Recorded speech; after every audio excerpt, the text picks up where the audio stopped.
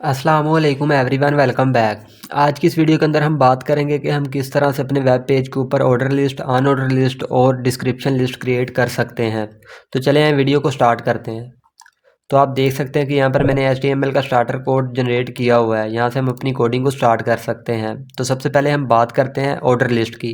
Order list create करने के लिए हमारे पास टैग होता है OL टैग। OL टैग को यूज़ करेंगे। देन इसके अंदर लिस्ट आइटम क्रिएट करने के लिए हमारे पास टैग होता है LI टैग। LI टैग के अंदर हम अपनी आइटम्स के नेम लिखेंगे। फॉर एग्जाम्पल मैं यहाँ पर लिखता हूँ आइटम 1। इसे नीचे as it is copy paste कर लेंगे, shift alt down arrow. Item 2, item 3, item 4। File को सेव करते हैं। मैं अपने ब्राउज़र को ओपन करता हूँ। तो आप देख सकते हैं कि यहाँ पर मेरे पास आइटम 1, आइटम 2, आइटम 3 और आइटम 4 लिखा हुआ आ रहा है और ये एक ऑर्डर लिस्ट है। तो इसके साथ यहाँ पर नंबर भी लिखे हुए आ रहे हैं 1 2 3 4। हम इन नंबर्स को चेंज कर सकते हैं। फॉर एग्जांपल मैं यहाँ पर लिखता हूँ टाइप, इसकी जो वैल्यू है वो कैपिटल A के इक्वल सेट कर देता हूँ। फाइल को सेव करते हैं। अपने ब्राउज़र को ओपन करता हूँ तो अब उन नंबर्स की जगह पर कैपिटल ABCD लिखा हुआ आ रहा है। इसी तरह हम यहाँ पर स्मॉल a भी यूज़ कर सकते हैं। तो अब आप देखेंगे कि यहाँ पर small a, small b, small d लिखा हुआ आ रहा है। इसी तरह हम यहाँ पर स्मॉल i भी यूज़ कर सकते हैं। तो जब हम स्मॉल i यूज़ करेंगे तो यहाँ पर हमारे पास स्मॉल i के साथ रोमन गिनती लिखी हुई आ रही है।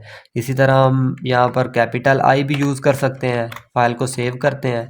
अपने ब्राउज़र को ओपन करता हूँ तो आप देख सकते हैं कि यहाँ पर कैपिटल I के साथ रोमन गिनती लिखी हुई आ रही है।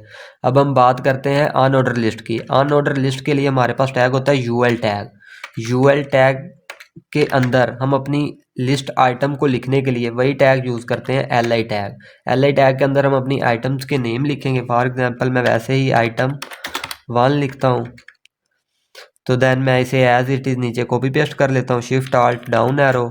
Item 2, item 3, item 4। फाइल को सेव करते हैं। अपने ब्राउज़र को ओपन करता हूँ तो आप देख सकते हैं कि अब यहाँ पर मेरे पास एक अनऑर्डर लिस्ट भी क्रिएट हो चुकी है।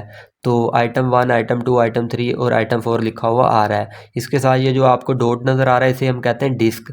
इसके अलावा हम यहाँ पर स्टार और सर्कल वगैरह भी यूज़ कर सकते हैं, लेकिन इन्हें हम अपनी CSS के अंदर चेंज कर सकते हैं। तो इसलिए जब हम CSS करेंगे तो तब मैं आपको बताऊँगा कि कैसे हम इन्हें चेंज करेंगे।